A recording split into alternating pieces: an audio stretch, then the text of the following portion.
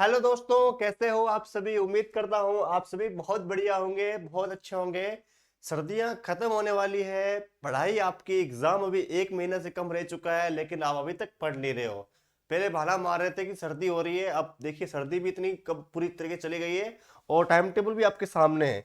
लेकिन थोड़ा सा चेंजेस है, ज्यादा नहीं, थोड़ा सा चेंजेस है। जो आपका 10वीं और 12वीं का टाइम टेबल पहले जारी हो गया था, आप जानते हो कि 6 मार्च से आपकी एग्जाम भी थी, है ना। अब लेकिन मुझे पता था थोड़ा बहुत टाइम टेबल चेंज होगा, है ना। रीजन भी आपको बताऊंगा क्यों चेंज हुआ है ना। तो इसमें बताने वाले हैं राजस्थान बोर्ड 2025 10वीं 12वीं का टाइम टेबल में एक बड़ा बदलाव हुआ है, जो जानना बहुत जरूरी है। आप वैसे आपके एडमिट कार्ड आएंगे तो उसमें लिखा होगा एग्जैक्ट टाइम टेबल की, हाँ इस दिन ये एग्जाम होगा, ठीक है ना।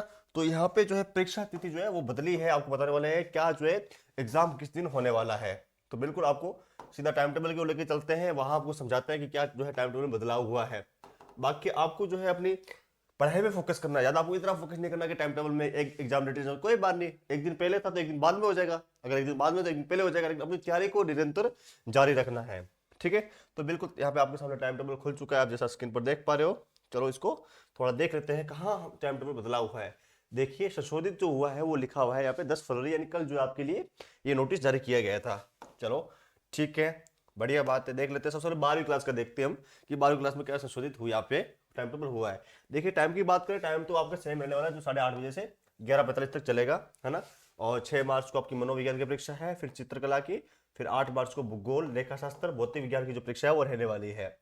ओके, और 10 मार्च को अंग्रेजी आने वाली की परीक्षा होने वाली है ना।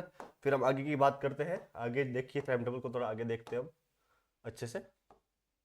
ये क्या हो गया, एक सेकंड, हाँ। फिर हम देखते हैं 12 मार्च को लोक प्रशासन हो गया। 15 मार्च को यहाँ पे सब्जेक्ट देख पा रहे हो, है ना, आपके सामने स्क्रीन पे दिख रहा होगा। बाकी मैं ये टाइम टेबल आपको टेलीग्राम में फॉरवर्ड कर दूंगा, ठीक है।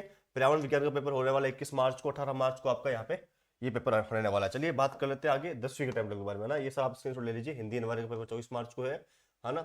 और गणित का पेपर 29 मार्च को, जो मेन में सब्जेक्ट है राजनीति विज्ञान, भू विज्ञान, कृषि विज्ञान, ये 28 मार्च को हो जाएगा, ठीक है। इसके अलावा ये आपके मेन सब्जेक्ट है, बाकी इतना है लगभग जो मोस्ट कॉमन सब्जेक्ट लेते हैं। अब बात कर लेते हैं 10वीं क्लास के टाइम टेबल के बारे में। 10वीं क्लास का टाइम टेबल, हाँ यही है। मैं सबसे माध्यमिक लगभग टाइम टेबल के बराबर ही रहता है, लेकिन वो भी देख लेते हैं माध्यमिक शिक्षा बोर्ड का। ये देख लेते हैं, ये मुख्य बधिर का टाइम टेबल है ना। जो मतलब अंधे होते हैं या फिर उनके लिए टाइम टेबल, ये मुख्य बधिर जो लिखा हुआ है ना, CWSN। चलो आपका जो टाइम टेबल है वो बता देता हूँ, ये आपका टाइम टेबल रहने वाला है ना। ये देखिए, ये लिखा माध्यमिक, ये एग्जाम आपका होता है ना। एक व्यवसायिक एग्जाम अलग होता है, लेकिन आपका ये लिखा हुआ है तो इसका मतलब ये 10वीं का टाइम टेबल है। माध्यमिक होता है 10वीं और उच्च माध्यमिक होता है 12वीं।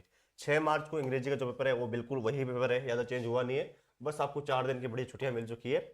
और सीधा 11 मार्च को आपका ये भी छुट्टी मानो, क्योंकि ये पेपर हाँ सब्जेक्ट होता नहीं है। 12 मार्च को यानी 5 दिन की छुट्टी के बाद आपका यहाँ पे होगा पेपर, किसका, हिंदी का, ठीक है। फिर उसके बाद 4 दिन की और छुट्टियां, जानी छुट्टियां अच्छी है, 4 से 5 दिन की मिनिमम, 4 दिन की, 3 दिन की छुट्टियां है।